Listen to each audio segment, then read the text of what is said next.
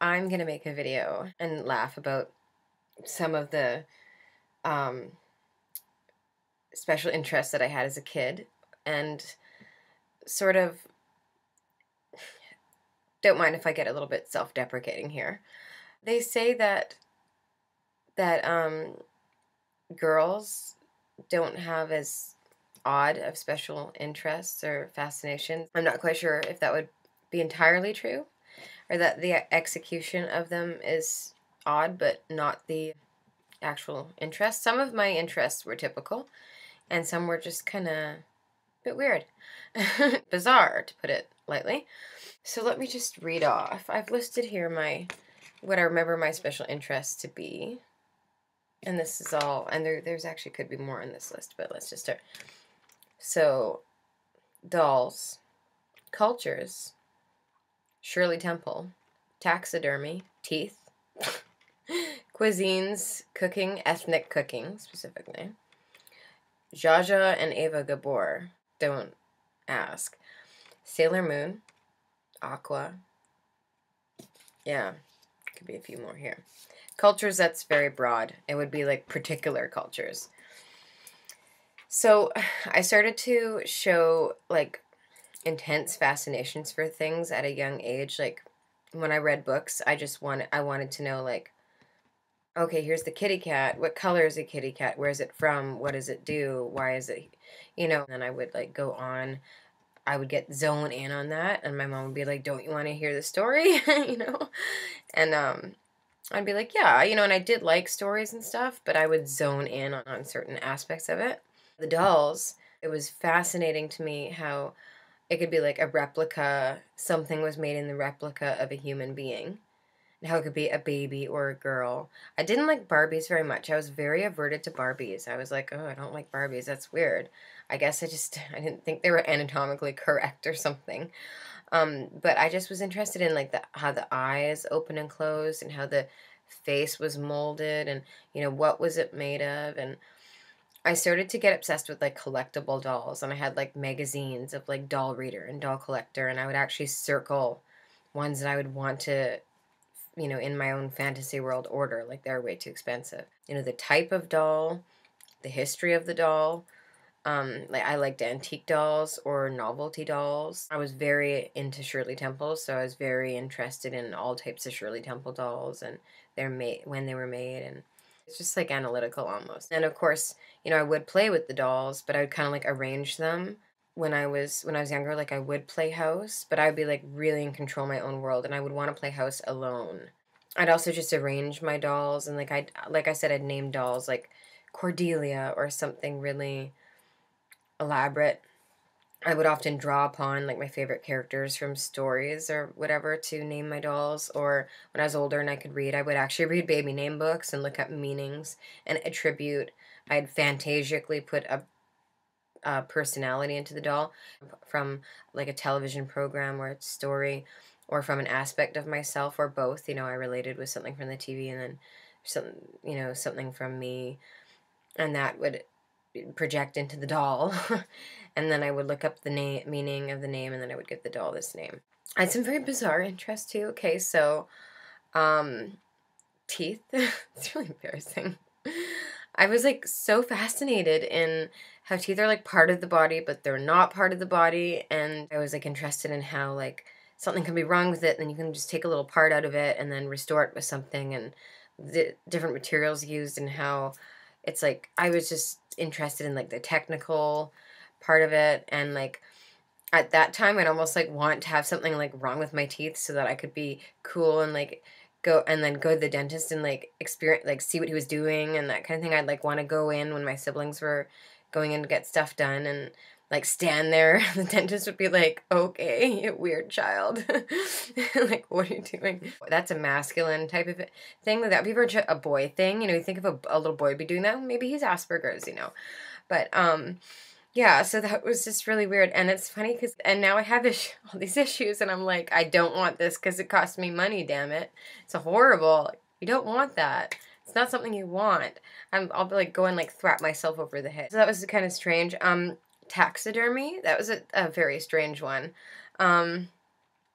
So I had a lot of pets, like little small animals. I loved small animals. I have a rat right now. I still love small animals. So I had hamsters and like bunnies and um, a gerbil at one point, but the gerbil bit me and I got scared of gerbils. But I would like those hamsters though, they die really easily. They just get hurt and they die, and like in their cages or whatever, like they don't have a long lifespan. I would get very upset. I was a little bit of a little Elmira, but I didn't squeeze them that hard. I just kind of bossed them around and made them like play. I made like obstacle courses for them, and I don't know if they liked it all that much, but I was gentle and loving too, quite honestly.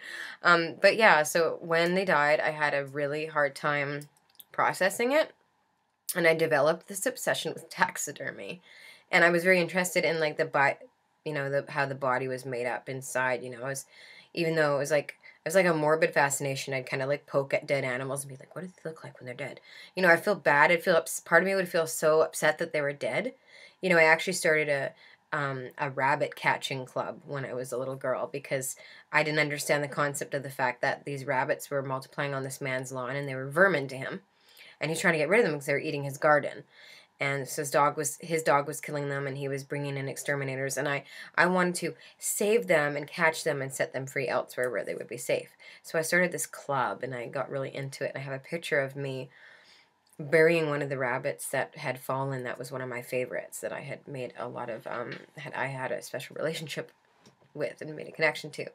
So I did love animals, okay? Like I wasn't just this cold, morbid kid, but I also had this scientific fascination, and I could not handle when they died. So I started to read up on taxidermy. How can you like preserve your animal so that it's like still there physically? It's not there, but it's there.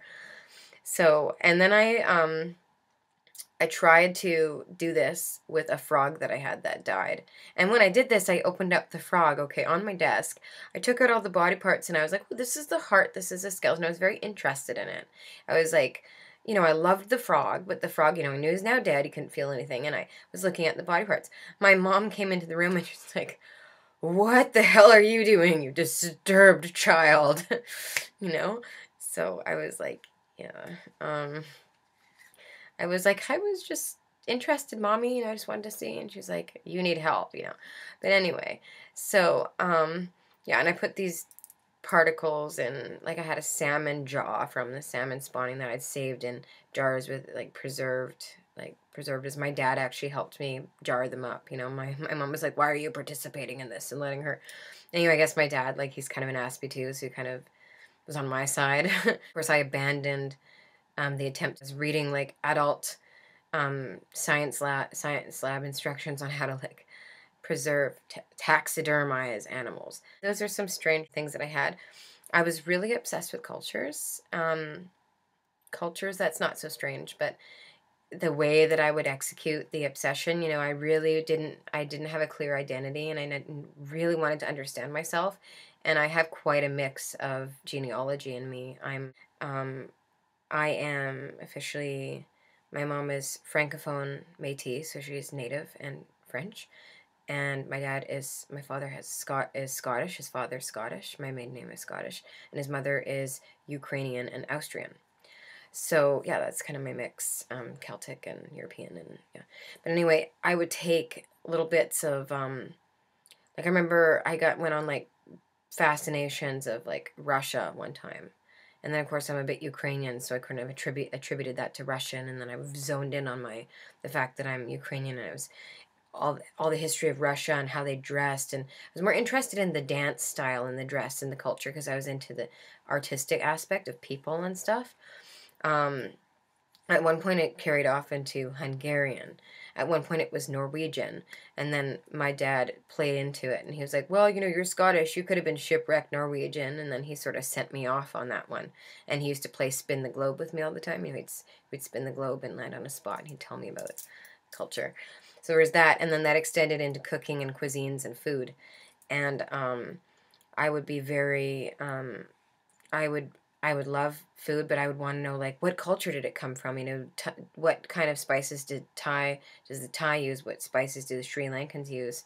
And even now, still, you know, I love creative cooking, but I'm like, it's Sri Lankan theme night, or I'm going to cook a Filipino style chicken, you know, with bay leaf and this and that. It's like in a pie graph, it's like bay leaf, did, and it has a little, like, picture of, like, the main ingredients that, like, Filipinos would use to flavor their meat. And, you know, that's how I think, right? So reading up on all those ethnic cuisines helps me today when I have to make meals, and I'm a huge, like, fuss pot. Things have to be delectable for me to eat them because I have, like, texture issues and stuff. And with my kids, we're gluten dairy free, so I use my knowledge to apply to my cooking, my creative cooking, and I don't ever follow recipes. I had an absolutely bizarre fascination with Ava Gabor. I don't know why. I think it was, or Ava Gabor, is because she played Miss Bianca, that's my name of my rat actually today. She's the character in The Rescuers, the female mouse. And so I was so fascinated in who played her voice that I got fascinated in Ava Gabor. And then I came across her sister, Jaja Gabor, which is like an interesting personality, very flamboyant.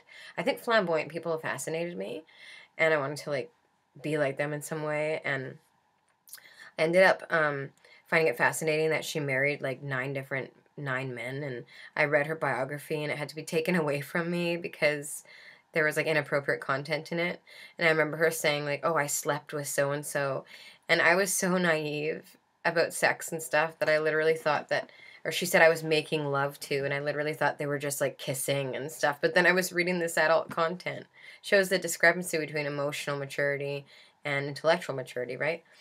So yeah, I went on this, like, massive fascination with, like, the history of their lives, how they emigrated from Hungary, and how they were, like, sisters, and how, like, their careers and in Hollywood, breaking into Hollywood, and it's just strange. I also was very obsessed with Sailor Moon when Sailor Moon started. I absolutely loved the show. I loved Japanime. I loved the big expressions in it because I understood it. You know, the animated expressions. And I still like Japanime, okay? I love Hello Kitty and, like, all that. I still love Sailor Moon. Was obsessed with the comic books, and I would have to run home from school every day to watch the show right at 3.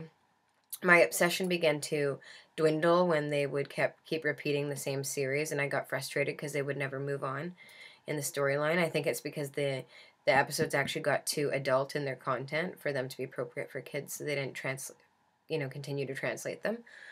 But yeah, so I was very into Sailor Moon, and I'm into Sailor Moon. Some of these things I revisit, I go, oh, remember how much you like this one? It's so great. Musicals, I loved acting in musical theater as a little girl. I was a little bit awkward, so I never really was the star in any plays, which kind of hurt. You know, I ended up being chorus at best. I had a kind of a decent singing voice. I'm a singer now, but, you know, back then my voice was a bit underdeveloped, but I did get, like, a couple of, like, singing parts in certain roles from certain plays from teachers that sort of were rooting for me and liked my voice, kind of thing. But I was certainly not in the popular club. So yeah, musical theater is really, really into Fiddler on the Roof. I was really into Fame, and I was especially into Les Miserables. I love Les Mis. I'm a Les Mis fanatic. You know, I'm so happy that the movie's out right now. I actually made a video about it. I know all the words. I mean, I think it's actually an amazing story. It's a very deep story, and it's relative to now even. So yeah, and I love the characters. I love everything about Les Mis. Don't even get me started. So when I was about 14, I was very obsessed with Les Mis. I had the Dreamcast tape. I watched it over and over. When I like things, a certain song, or I'm obsessed with something, I'll watch it over and over. Oh yeah, I have OCD. Or Asperger's, whatever you call it. So yeah, so musicals, many musicals I could list off more, but I can't remember right now. I'm having, like, a narrow focus moment with Les Mis. Aqua. I didn't like Barbie Girls so much, but when they came out with their, I loved their, like, poppy, catchy style when they came out with their music. Like, it was very cartoony and animated. I didn't quite understand the sexual innuendos in it at the time, so I was completely, I was looking for that female role model. So I would completely idolize the female singer. I was, like, obsessed with her. I wanted to be like her. I wanted to, You know, I even like analyzed how I might look like her. What's funny is that I actually did pick out sometimes female idols that I had something in common with, that I did look a bit like, and then I could kind of, I blew it out of proportion and, you know, thought that I looked exactly like them and stuff. I actually developed a real life obsession with a camp counselor. I'm sure she was quite afraid of me. She was just so kind and non-judgmental when I tested her through a couple of fits at camp, and she was so kind and understanding, and then I grew to like admire her, and I wanted to know everything about her. I knew where she lived. I actually found out where she lived, and I like put a letter under her door. I mean, how creepy is that? It was like a girl crush or something. It was like, yeah, it was kind of embarrassing. So, yeah, camp counselor. There was an EA at school that helped autistic kids. She didn't help me, but she was helping my sister who had a learning diagnosis. I thought she was real cool, and I pretended to sell Girl Guide cookies all the way down a certain street, like way down past my vicinity, just so that I could knock on her door. I think it was kind of obvious to her what was going on. So, yeah, and I don't know why that wasn't a red flag about Asperger's. She should have been like, hey, do you think this kid needs an assessment? No, but seriously, so there was that, you know, in the intensity. So it does carry on to people, especially when you're younger. Some other funny things that I used to do is I used to take jokes literally, like I didn't understand. Like, yeah, I do have a good sense of humor. I love like overly animated satirical humor and like sarcasm and self-deprecation. I love watching stand-up comedy. You know, Margaret Cho is an absolute riot to me. Absolutely. George Carlin, like he's, you know, rest in peace. He's like absolutely hilarious. So people that are like over animated and over the top, but it's like like your average joke, like I'm slow on it. You know, I don't really know if it's that funny, or like corny jokes. My dad thinks they're really funny. I'm like, yeah, it's not funny. But you know, something like, why did the chicken cross the road to get to the other side? I could never get that one. I would be like, yeah, to get to the other side. Like, what is funny about that? Or, you know, knock knock jokes actually used to make me laugh. Like, what was it? I used to take things like expressions literally. Like if somebody was like, you better hit the road, I used to imagine like hitting the road, obviously, or catch a train. You know, imagine, I would imagine a scene, and I would imagine somebody running and catching the train and being like, bye, with like an epic wave and stuff like that. um, yeah. What else? Oh yeah, jaywalking. This is really funny. I did not know what jaywalking was for a long time, and kids would be like, "Don't jaywalk," and stuff in school all the time, and I didn't get it, and I was too embarrassed to admit that I didn't get it, and I used to think jaywalking was literally like walking in the shape of a J somehow. I was like, "How can you walk in the shape of a J?" And it's just really funny. So yeah, taking jokes literally, strange fascinations. I was such an assy, right? Still am. But yeah, just looking back on it, it's kind of funny and strange. But I have to, now that I understand it, I'm not as hard on myself. I used to look back and think, oh my God, you're such a weirdo. How embarrassing, you know? But now, and I would still do it, you know, like now, like I collect clothes and, you know, I get narrow focused. I love to, you know, um, create themes. Like if I'm gonna go out, I love the excuse to dress up, and I'll always like attach it to a theme. I'm gonna look like this, and I take it from this movie or this thing, and you know, theme parties or like themes for food. You know, themes are great, you know, because it sets a structure for something. So yeah, funny stuff.